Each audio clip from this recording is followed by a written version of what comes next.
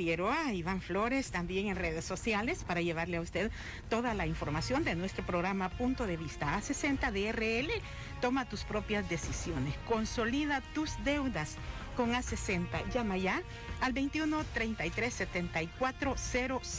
Ser dueño es lo tuyo. Red de Cooperativa Fedecasas le da la bienvenida a mi invitado de esta mañana, el licenciado José Ángel Pérez. Es un abogado de la República, un profesional que ha hecho cátedra también en la Universidad Centroamericana José Simeón Cañas UCA, y además hoy se desempeña como asesor legal de la presidencia. ¿Cómo está, licenciado? Un gusto recibirle. Bueno, tengan muy buenos días. Buenos días. Es un gusto también para mí estar acá hoy y pues poder compartir con ustedes algunos de los aspectos que ustedes consideren necesarios de los que hablamos, ¿verdad? Claro que sí. Es que pasando la vacación, licenciado, a partir del 7 de agosto, la Sala de lo Constitucional declara inconstitucional también este decreto 32 de restricción de libertades individuales fundamentales, dice la resolución. ¿Qué ha significado? Porque a partir de esta resolución de la Sala de lo Constitucional hay otro decreto ejecutivo número 33. ¿Cuál es la base de este decreto que sigue vigente, licenciado? Sí, en primer lugar habría que decir que el decreto 32 como tal fue un mecanismo utilizado por el órgano ejecutivo para tratar de salvaguardar no solamente la salud, sino que también potenciar el ejercicio de otros derechos, como el derecho a la libertad económica y empresarial que tienen las personas también acá en El Salvador. Entonces, de ese modo, se trató de ponderar ambas situaciones, ambos derechos, y llevarlo a la práctica a través de ese decreto. Entonces, el impacto que ocasiona la declaratoria de inconstitucionalidad, en primer lugar, habría que evaluarlo desde una perspectiva eminentemente política, porque el derecho, como todo, es visto también desde esa perspectiva de la posibilidad de que esos instrumentos jurídicos ocasionen un bien en el beneficio de la población. El decreto 32 buscaba precisamente eso, y por eso es que desde una perspectiva política podríamos indicar que el derecho como instrumento ha sido utilizado para efectos de reducir a través de esa declaratoria de inconstitucionalidad las alternativas que tiene el órgano ejecutivo para poder seguir salvaguardando la salud de los habitantes, porque con esto se minimiza aún más de manera sistemática a través de las sentencias que ha emitido la Sala hasta la fecha y de las actitudes que ha asumido el órgano legislativo también, las posibilidades que tiene el presidente de la República y el gobierno de El Salvador a través del órgano ejecutivo y del Ministerio de Salud en concreto, de poder seguirle brindando algún grado de protección a la población en sus derechos a la vida y a la salud. Pero la resolución también dice que el Ministerio de Salud está habilitado para tomar todas las acciones. Entonces, ¿cómo equiparar, licenciado? ¿Cuál es el análisis jurídico que nos hace? Digamos, buscar el beneficio de esta sociedad, como usted dice, en los marcos jurídicos, en las herramientas que tenemos. Sí, claro. La Sala lo que enfatiza dentro de la resolución que emite, declarando inconstitucional el decreto 32, es una división entre diferentes conceptos que se tienen en el área jurídica, como lo son la suspensión de los derechos fundamentales, la limitación o restricción de derechos fundamentales y la regulación de derechos. Entonces, señala que dentro de lo que implica el concepto de suspensión, debería entenderse que solamente lo puede hacer la Asamblea Legislativa a través de un decreto ejecutivo, legislativo. Sin embargo, el mismo artículo 29 de la Constitución también establece una prerrogativa al Consejo de Ministros para poderlo hacer. Parece que ese elemento lo obvia también la Sala en ese momento. Luego, cuando hablamos de una limitación, establece también el principio de reserva de ley, que es un principio que también se ha acuñado en diferentes ocasiones en distintas sentencias de la Sala de lo Constitucional, que no se ignora de ninguna manera, al contrario. O sea, se tiene claro que ciertas limitaciones a derechos fundamentales solamente pueden hacerse por vía de ley. Y por último, establece el tema de la regulación. Y la regulación es lo único que le deja al órgano ejecutivo a través del Ministerio de Salud. Entonces ejemplifica, como ustedes lo pudieron haber visto también ayer a través de la cadena nacional que presentó el señor presidente de la República, ejemplifica a través de algunos elementos que pueden llevarse a cabo, como por ejemplo, pone la sala un ejemplo en relación al transporte, que deben de portar mascarilla las personas que abordan el transporte, que deben utilizar alcohol gel, etcétera. Todos los protocolos. Ajá. Ese es el margen de acción que básicamente le está dejando, digamos, la sala al órgano ejecutivo. Ahora bien, tenemos que tener bien clara una cuestión. Si una normativa carece de instrumentos o mecanismos para poderse volver obligatoria, es decir, generarle alguna clase de obligatoriedad, valga la redundancia, a la persona que está destinada, esta persona prácticamente queda bajo la libertad de cumplir o no cumplir esa supuesta disposición.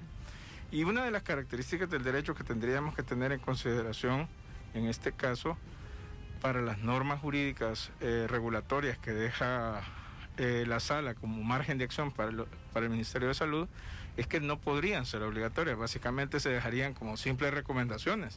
Entonces eso es bien lamentable porque sabemos que en muchas ocasiones se requiere de esa coercibilidad del derecho, que es la mandatoriedad del derecho, para poder hacerlo cumplir.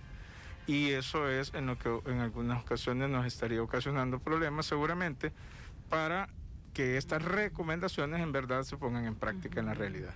Hay el decreto 32 y pese a la resolución de la Sala de lo Constitucional, licenciado Pérez, estará vigente hasta el 23 de agosto, inclusive dice la resolución. ¿Cuál es la diferencia, por ejemplo, y por qué fue necesario un nuevo decreto? Muy bien. El órgano ejecutivo, a través del Ministerio de Salud, emitió el decreto 33 con el fin de homologar, por utilizar una palabra muy frecuente en los términos jurídicos, es decir, tratar de equiparar lo que dijo la sentencia en cuanto a la fecha, pero también buscar una protección lo máximo posible hasta esa fecha, con la prolongación de la fase 1. ¿Por qué? Porque con la fase 1 de reapertura económica hay una serie de instancias empresariales o de la iniciativa privada que son las que tienen una autorización vigente para poder realizar sus actividades normales, digámoslo así, aunque esta normalidad ustedes saben que viene siendo relativa, ¿verdad? Porque siempre tenemos que seguir todos los protocolos sanitarios y de bioseguridad. Entonces lo que se busca es que esta fase 1 alcance a esa fecha y buscar maximizar la protección de los derechos a la salud y a la vida de las personas. Esa es la diferencia de enfoque que se tiene con las posturas que han tenido hasta la fecha, omisivas de parte de la Asamblea Legislativa y activas de parte de la Sala de lo Constitucional al pronunciar esta clase de resoluciones en la interpretación del derecho a la salud y a la vida de las personas que se tiene. Porque el órgano ejecutivo y el presidente de la República siempre han potenciado, y lo hemos hecho como gobierno, de tratar de potenciar en la mayor medida posible los derechos a la vida y a la salud de las personas. Sí. Entonces, llevar el decreto 33 hasta la fecha del 23 de agosto es una manifestación más de que el gobierno de El Salvador, encabezado por el presidente Bukele, lo que busca es alcanzar la mayor protección en el plazo del tiempo que nos queda para la salud y la vida de los salvadoreños. Y estamos entonces, en términos jurídicos, ¿cómo nos explica usted, licenciado Pérez? Estamos con una herramienta de regulación y no de obligatoriedad. Pues sinceramente es un tema que sí está regulado como tal dentro del decreto número 32, que tiene vigencia prácticamente con su fase 1 hasta el 23 de agosto. Porque regula cada una de las fases de reapertura económica, pero a la vez, al ir autorizando estas fases, sin duda alguna, las demás que están postergadas hacia una fase 2, hacia una fase 3, hacia una fase 4, etcétera, obviamente tienen que guardar el respeto a esa modalidad gradual que se estableció a través de ese decreto número 32. Entonces, el decreto número 32 establece una regulación que busca potenciar el ejercicio de ese derecho a la libertad empresarial y económica, y a su vez ir salvaguardándolo de aquellos sectores que conforman la fase 2, 3, 4, que pueden poner más en riesgo la salud de la población. Un ejemplo claro, por ejemplo, es el tema del transporte colectivo. El tema del transporte colectivo es una cuestión que se ha generado como una postergación hacia la fase 2 precisamente por eso, porque en todos los países del mundo se ha demostrado a través de diferentes instrumentos de medición que han instaurado las distintas naciones, que el transporte colectivo de pasajeros es uno de los vectores principales a través del cual se transmite el virus del COVID-19. Sí. Y usted decía que hay una, posición de la Asamblea como omisiva sobre los decretos y una posición activa de la sala por la resolución. Pero fíjese que los diputados dicen que ellos han emitido, dijeron que más de 60 decretos relacionados a la pandemia y han cuestionado el exceso de vetos. ¿Qué es lo que ha obstaculizado que una herramienta jurídica desde la Asamblea Legislativa pueda complementarse en el Ejecutivo para tener un marco más seguro ante esta emergencia, licenciado? Sí, pues fíjense que en realidad el tema de la actitud que ha asumido la Asamblea en muchos casos ha sido, sí, la de tratar de ir brindando herramientas, pero en otros que son esenciales para la población es donde nos ha quedado con una actitud omisiva, una actitud que realmente queda en deber la Asamblea Legislativa para el pueblo salvadoreño. ¿Por qué? Porque en verdad, para el caso concreto de la ley de emergencia que se requiere para poder atender el tema de la salud, emitió una serie de disposiciones en las que nosotros como parte del gobierno estuvimos tratando de dialogar en la Comisión Política por 6 días consecutivos, ¿verdad? Y tratando de llegar a ciertos acuerdos, uno de ellos el esencial y el que principalmente está vinculado con la protección de la vida y la salud de las personas, que es el de la cuarentena estricta que ha señalado el señor presidente en múltiples ocasiones y también que ha sido tan explicada por el señor ministro de Salud como un instrumento necesario para poder aplanar la curva de contagios del COVID-19. Entonces, esa clase de instrumentos que ha emitido la Asamblea Legislativa, el gran problema que han tenido es que no han tomado en consideración los aspectos técnicos que se les han explicado durante la negociación o digamos el diálogo que instó la Sala de lo Constitucional a través de la emisión del decreto 648 y que también solo fueron repetidos a través del decreto 661, ambos que se encuentran en controversias constitucionales ante la Sala. Sí, todavía no hay, ¿verdad? Exactamente. Ahora, por la actitud que se observa hasta la fecha de parte de la Sala de lo Constitucional, pareciera que tampoco resultará favorable para los intereses que ha tratado de representar el gobierno salvadoreño en beneficio de la población la resolución o sentencia que pueda emitirse en esa clase de controversias. Sin embargo, exacto, estamos pendientes todavía de esos fallos. ¿Y cómo se puede leer también, usted que conoce estos procesos que hace la jurisprudencia? Por ejemplo, se emite una resolución en el caso del decreto ejecutivo 32, pero no se dilucida sobre la controversia del decreto 661. ¿Es más largo el proceso? ¿Hay como más partes que deben argumentar en este caso de controversia?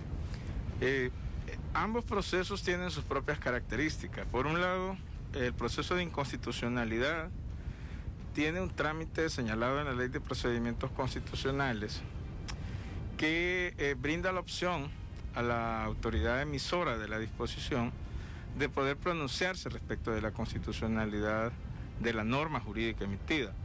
En el caso del decreto 32, realmente ha sido súper expedita la resolución que emitió la Sala de lo Constitucional, tomando un tecnicismo, y es el tecnicismo a partir del cual, por medio de una inconstitucionalidad por conexión, le llama la jurisprudencia, derivaron que este decreto número 32 también forma parte de suspensión de derechos constitucionales. Sí. Entonces, vienen ellos y, aunque no se le brindó ninguna clase de oportunidad a la autoridad emisora de la disposición, que es el ministro de Salud, viene a la sala y emite un pronunciamiento de fondo declarando inconstitucional el decreto número 32 y lo hace basándose en esa figura de la inconstitucionalidad por conexión y de la prohibición que dicen ellas y reafirman en esta resolución de repetir emisión de decretos ejecutivos que tengan connotación, dicen ellos, de suspensión de derechos constitucionales. ¿Por qué? Porque esto es competencia de la Asamblea Legislativa. Aquí habría que tomar en cuenta, y me voy a permitir un minuto para esto, un elemento bien importante, y es que el activismo judicial que está tomando la sala a partir de esta clase de resoluciones es innato en relación a una tendencia específica que va, por decirlo de alguna manera, en detrimento o en menoscabo de algunos de los derechos fundamentales de la población salvadoreña, lamentablemente. Porque si nos damos cuenta nosotros, la estructura de la parte orgánica del ordenamiento jurídico y de los procedimientos creados para la emisión de las normas jurídicas siempre tienen que estar en función de los derechos fundamentales de las personas. ¿Por qué? Porque una constitución no es otra cosa más que el establecimiento de límites al ejercicio del poder, pero en función de una finalidad que el artículo 1 de nuestra constitución lo señala como tal, que es la persona humana. Entonces, si se establece en un parámetro de ponderación una primacía respecto de las normas orgánicas que establecen quién debe emitir X o Y normativa y se pondera esto en relación al ejercicio de los derechos fundamentales como la vida y la salud, creo que, como lo dice por ahí alguno de los magistrados en su sentencia, la respuesta cae por sí sola. Hubo votos también concurrentes, ¿verdad? Que 2 votos concurrentes. Sí. ¿Qué significa esto para ustedes que están pues dando seguimiento, que 2 de los magistrados aporten sus argumentos sobre este decreto? Bien, esto lo que hace es imprimir un sello personal, digámoslo así, al voto afirmativo que ellos realizan en relación al contenido general de la sentencia. Es decir, hay una postura general de los 5 magistrados, ¿verdad?, que está reflejada en la primera parte de esa sentencia. Y posturas particulares. Una de explicativa. Sánchez, ¿verdad? Sí. Y de Aldo Cader. La primera postura es de parte del magistrado Aldo Cader, que brinda como una explicación a través de una serie de gráficas inclusive que utiliza dentro del texto, y la otra es una postura un poco más reafirmante desde alguna, en alguna medida más bien, de ciertas posturas que están más interrelacionadas con la actitud que también ha tomado la Asamblea Legislativa. Y me refiero a esto, ¿por qué? Porque inclusive hay un discurso que queda bien claro y bien patente, que es similar al que algún diputado de la Asamblea Legislativa ha mencionado respecto de las nulidades, y lo menciona y lo reafirma el magistrado Sánchez en esta parte de la sentencia, en el voto concurrente que él emite. Sin embargo, para efectos concretos es estar de acuerdo con lo que dijeron los 5 magistrados, pero sus argumentos exactamente particulares. Mire, usted ha dicho activismo judicial. Nosotros periodísticamente vinculamos el término activismo como a favorecer una corriente, a veces no siempre con una base científica. ¿Cree que estamos ante eso? ¿Se aplica así también en el área jurídica? Sí, de hecho, esta figura del activismo judicial se ha puesto de manifiesto en muchas ocasiones en la jurisprudencia anglosajona, especialmente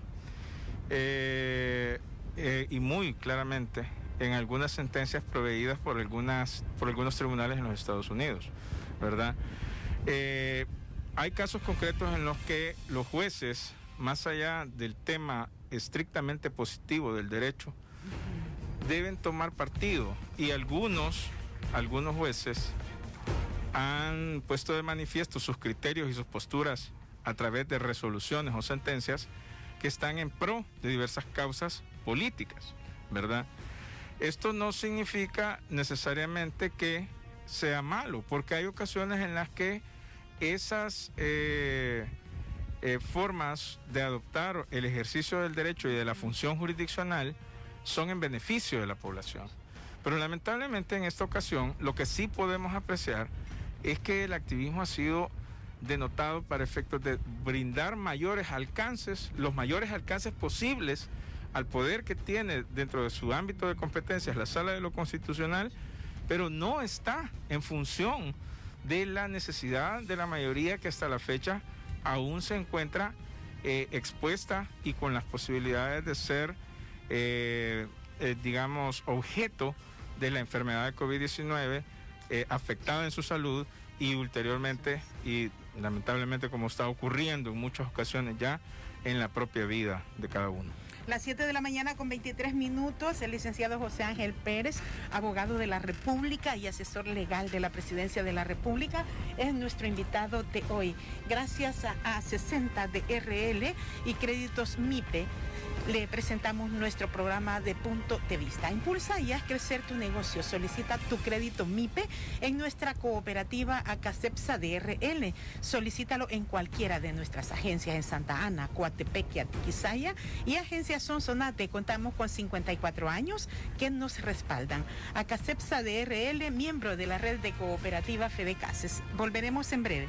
7 de la mañana con 28 minutos en la poderosa radiocadena YSKL, lunes 10 de agosto de 2020. Nosotros hablamos hoy de la necesidad de herramientas legales y algunos de nuestros oyentes temprano nos decían, mire, aquí solo por la fuerza entendemos, si no, no ponemos en práctica el autocuido, pero mire, por favor, cuídese. Es su salud y la de sus seres queridos la que está en juego. Nos acompaña el licenciado José Ángel Pérez, es abogado, asesor legal de la Presidencia de la República. Licenciado, ¿por qué también el Ejecutivo ha esperado un régimen de excepción? ¿Cuál es el beneficio para enfrentar la pandemia con el que contaría el Ejecutivo si se avanza en un régimen de excepción? ¿Y qué dice la resolución o la sentencia de la Sala en torno a este aspecto? Sí, bueno, este punto es bien importante que lo tengamos claro, y es que esta sentencia última o resolución última del 7 de agosto tiene como precedente una sentencia del 8 de junio. Ambas son de referencia 21-2020 y acumulados. Entonces, en la sentencia del 8 de junio, la Sala prácticamente descalificó todos los instrumentos jurídicos que existían de protección de la vida y los derechos fundamentales, basándose en que consideró que cada una de las medidas sanitarias que se habían adoptado por parte del órgano ejecutivo y inclusive por medio de algunos decretos legislativos se podían entender como suspensiones de derechos constitucionales. Entonces la Sala básicamente invalidó bajo esa premisa toda esta clase de decretos y señala que para realizar esta clase de medidas como las que son requeridas para atender la pandemia de COVID-19 se necesita un régimen de excepción, un régimen de suspensión de ciertos derechos, con la libertad de circulación para el caso de las cuarentenas. Sí. Entonces, eso fue el 8 de junio. El 24 de junio de 2020, el órgano ejecutivo, a propuesta del Consejo de Ministros, presentó ante la Asamblea Legislativa un proyecto de suspensión de garantías constitucionales de un régimen de excepción. De junio. El 24 de junio. Llevamos más de 45 días sobre esto. Entonces, esto significa que lo que buscaba el órgano ejecutivo es establecer el marco básico que la Sala le dictó a toda la población, diciéndole, mire, ustedes van a tener que verse sujetos a un régimen de suspensión, porque eso es lo necesario para guardar cuarentenas obligatorias. Eso es lo que nos vino a decir aquella sentencia del 8 de junio. Sí, que entonces, solo bajo un régimen se puede hacer esa suspensión. Exactamente. Entonces viene la Asamblea, recibe la propuesta del órgano ejecutivo el 24 de junio y esta es hora, hasta este día, que no se ha discutido en ninguna sesión plenaria de la Asamblea Legislativa la posibilidad de instaurar ese régimen. Muy por el contrario, se ha venido dilatando y se han venido superando supuestamente vetos que ha emitido el presidente bajo el argumentos de que es ella lo que ha emitido está correcto, ¿verdad? Lo que la Asamblea ha emitido está correcto. Y han tenido que llevarse a controversias esas situaciones, esos decretos. Entonces, lo que ha hecho la Asamblea es tener una actitud omisiva, realmente una actitud pasiva frente a la necesidad de salvaguardar la vida y la salud de las personas. Y esto es lamentable, porque es a raíz de eso que estamos ante la situación de a punto de quedarnos ya sin ninguna clase de instrumento jurídico que nos permita salvaguardar estos derechos fundamentales.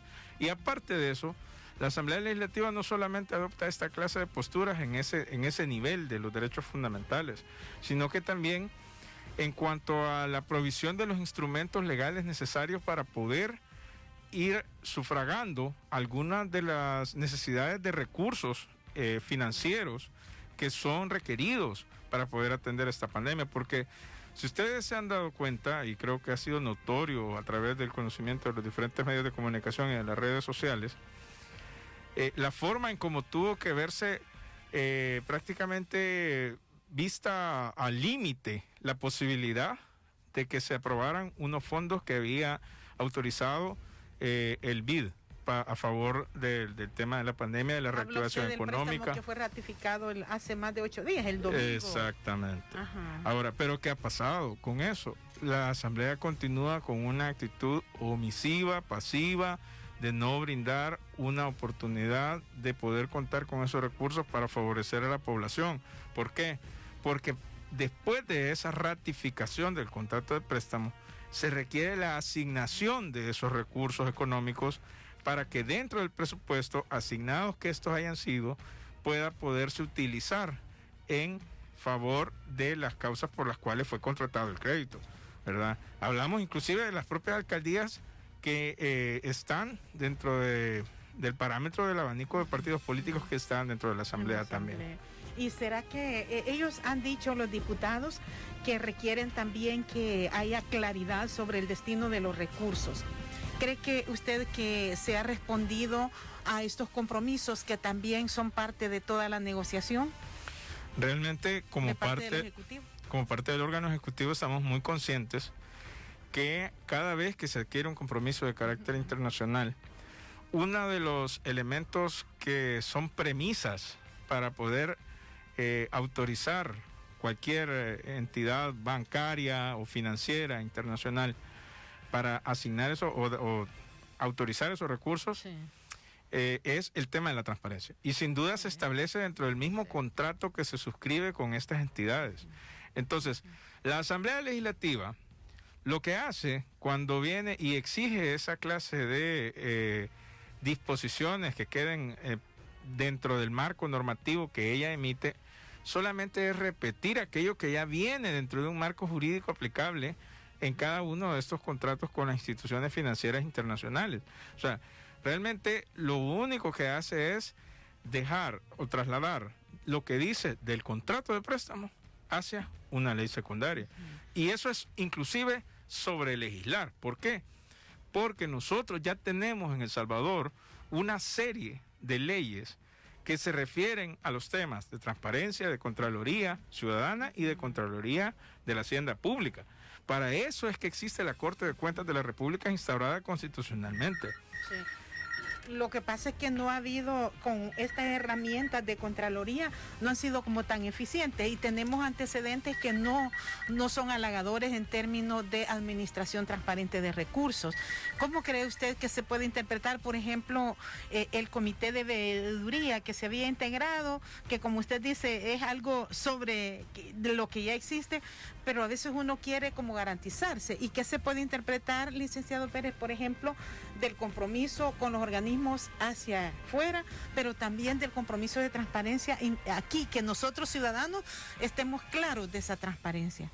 Sí, nosotros tenemos siempre, también como lo decía, ciertas legislaciones que posibilitan estos elementos de transparencia. no solamente de la ley de acceso a la información uno ve cómo pública. se han vulnerado, y yo le decía los antecedentes que tenemos. Sí. Habría que ver en qué casos particulares o en qué casos en concreto usted podría estarse refiriendo, pero... Bueno, porque tenemos procesos abiertos en el caso de fondos que llegaron para los terremotos. Entonces uno ve que hubo emergencias, que hubo recursos y que no hubo transparencia. Entonces uno queda, como dicen, ya curado en salud, ¿verdad? Entiendo el tema. Entonces usted se refiere a la desconfianza que se ha suscitado en muchas ocasiones, sí.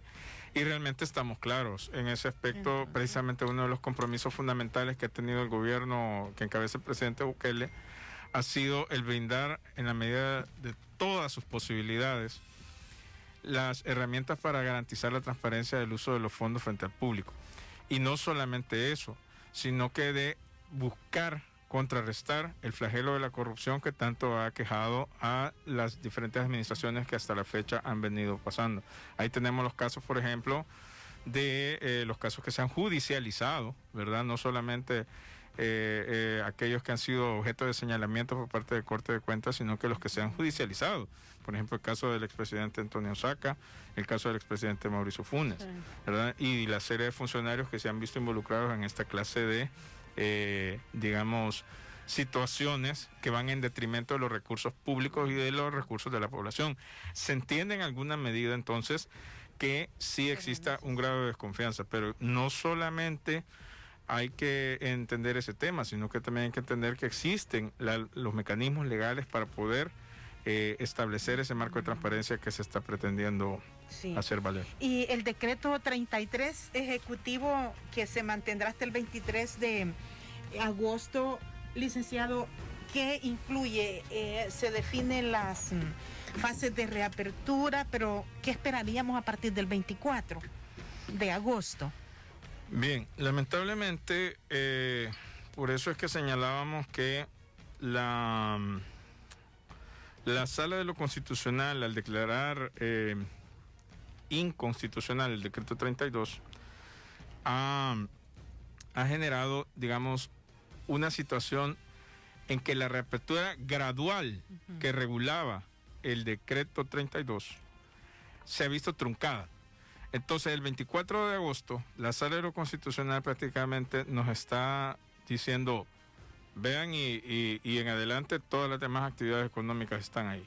Entonces, el decreto 33 lo que hace es tratar de llevar el resguardo de la fase 1 hasta esa fecha, ¿verdad? Precisamente con la finalidad, como decía al principio, de tratar de prolongar hasta ese día el régimen de protección que implica esa regulación de parte del Ejecutivo en torno a la reapertura. Entonces, esto nos deja en una postura vulnerable porque la liberación de todas las actividades económicas, pues sin duda alguna puede provocar, sumamente peligroso es que se provoque un mayor colapso del sistema de salud pública. Gracias a Dios, como veíamos en la cadena de ayer, que el señor presidente dio a nivel de los diferentes medios de comunicación, como lo abordaba él, existe la medida ampliada que hay ahora en relación a la atención de COVID a través del Hospital El Salvador, ¿verdad? Entonces, esto nos puede brindar una herramienta para poder ir tratando de minimizar esos costos que va a significar para la salud de la población una reapertura desordenada. Y eso es lo que se pretendía con el decreto 32, y eso es lo que no se va a lograr en virtud de esta declaratoria de inconstitucionalidad. No habrá posibilidad, porque como la sentencia de la sala también dice que los órganos en el principio de la cooperación deben de, entre órganos, pudieran buscar un acuerdo. Esto no lo ve posible, no lo ven posible, licenciado. Nosotros, como creo que también muchas personas pudieron haberse dado cuenta, estuvimos en un diálogo franco, sincero y muy técnico en muchos de los aspectos relacionados con la salud, explicando la necesidad ante la Comisión Política en diversas sesiones que duraron 6 días. Sí. O sea, el diálogo y las explicaciones están dadas. Las necesidades de la población están y pasan por mantener o tener más bien una cuarentena que nos permita aplanar esa curva de contagios, ¿verdad? Y evitar que a raíz de un colapso del sistema hospitalario del país se nos genere una desatención hacia las personas que pudieran verse contagiadas por el virus. Y esto significa entonces que, bueno, una vez finalizada la vigencia, ¿qué habrá? ¿No hay una disposición para mantener regulación? Porque decía, por ejemplo, CEPA, fíjense que el aeropuerto continuará cerrado y dice que se abrirá hasta en octubre para vuelos comerciales. Esto significa que tendremos siempre un marco jurídico, podría ser en la regulación del Código de Salud, según lo dijo también anoche el presidente, licenciado. Claro, existen algunas herramientas jurídicas aún, pero muy mínimas y que están dentro del marco de competencias de cada una de las instituciones. Ahora bien, ¿qué es lo que sucede? Esta disgregación del régimen jurídico que podría resultar aplicable, lo que deviene es en sí en alguna clase podría generar alguna clase de confusión. Por ejemplo, CEPA es la entidad que está encargada de verificar cada uno de los aspectos relacionados con la recepción de vuelos internacionales en el aeropuerto. Sí. Y es una entidad autónoma. Entonces tiene su marco regulatorio y también tiene parámetros internacionales que debe también atender, ¿verdad? Y por supuesto debe estar en sintonía con las medidas sanitarias que el Ministerio de Salud establezca. Hola.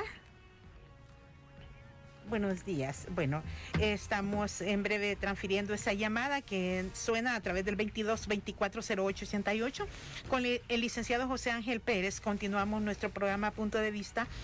¿Hay, por ejemplo, algún aspecto relacionado a buscar definir responsabilidades desde los sectores involucrados, licenciado? ¿Van a continuar unas negociaciones? ¿Cómo se ve, como usted dice, una reapertura que no nos signifique altos costos y que podamos soportar? Bien, el órgano ejecutivo, precisamente ese era uno de los elementos que debieron haberse considerado cuando se evaluó la constitucionalidad del decreto 32. Y es que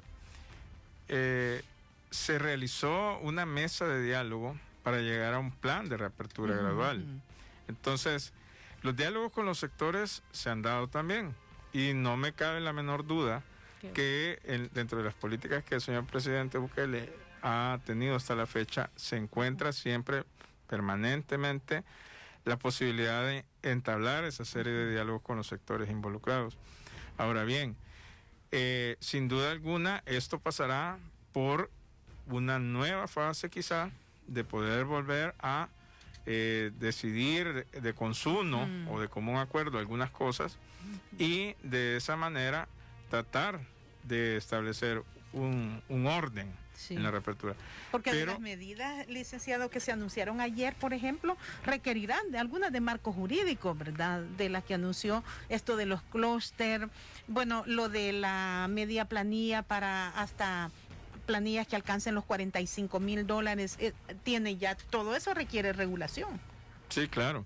Sin duda, algunas de las regulaciones que conciernen a esta clase de medidas que fueron anunciadas el día de ayer, se tendrán que implementar y a su vez difundir entre la población salvadoreña, ¿verdad? Para efectos de que pudiéramos acceder a esos beneficios que ha tratado de poner de manifiesto desde el día de ayer, o que puso de manifiesto desde el día de ayer el señor presidente.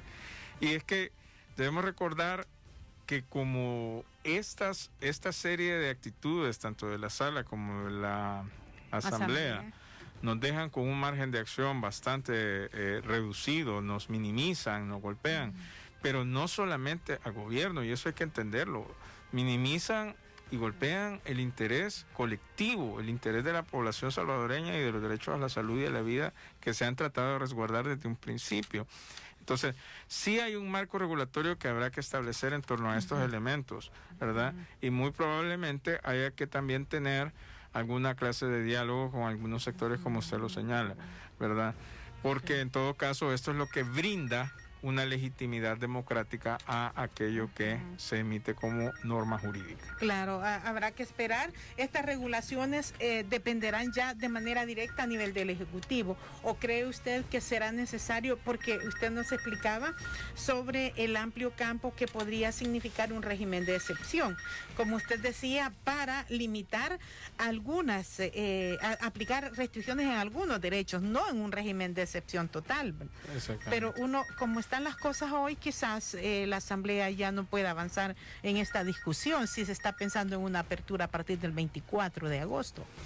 Es probable que la Asamblea deseche las opciones también. De hecho, hasta la fecha, esa es la actitud que hemos visto que ha asumido, ¿verdad? Porque no llevar a diálogo, no llevar digamos, a una discusión parlamentaria en sesión plenaria la propuesta del órgano ejecutivo, lo que nos manifiesta es claramente que no existe voluntad política.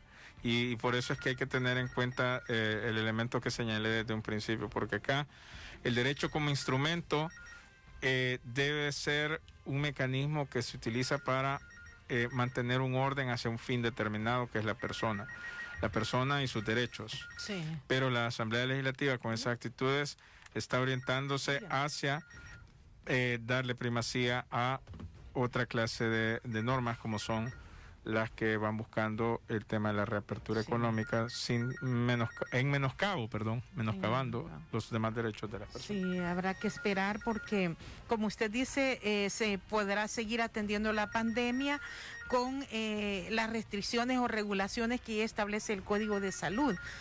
Habrá que esperar lo que pueda decir el ministro de Salud, porque usted decía que esta sentencia que se conoció el 7 de agosto no hubo argumentación del Ministerio de Salud, le escuché que mencionó. Fíjese que realmente a través del tecnicismo de la inconstitucionalidad por conexión no se le dio oportunidad de ninguna manera al ministro de Salud de intervenir.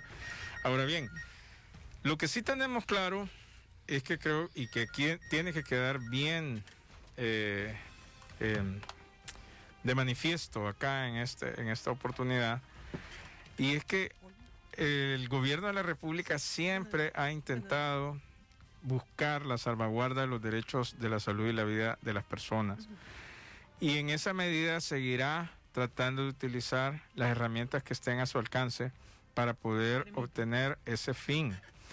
Y tenemos que tener bien claro esto, y desde un principio yo creo que las personas deben haber apreciado y visto y notado que lo que se ha buscado es tratar de salvaguardar esos derechos, la salud y la vida.